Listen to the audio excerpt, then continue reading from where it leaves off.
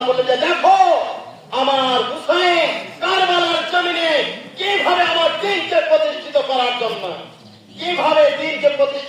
তার 6 মাসের দুধের শিশু তার জোয়ান কাটালি একবার 12 বছরের কাছে ছোট্ট ছোট্ট আট ও সাত মোহাম্মদ এবং আন এবং তার সমস্ত সাহাবায়ে কেরামদেরকে কিভাবে কুরবানি করে দিচ্ছিলেন।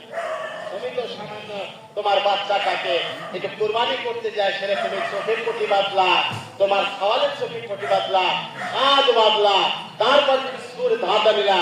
আর দেখো ইমাম হুসাইন আলাইহিস সালাম কারবালার জমিনে কিভাবে আমার দিনকে কায়েম করার জন্য, তার নানা জাতের দিনকে বাঁচানোর জন্য কিভাবে কারবালার জমিনে সে এক এক করে তার চোখের সামনে, তুমি তো চোখের পটি বেঁধে নিয়েছো, আর আমার ইমাম হুসাইন চোখের পটি বাঁধছে না।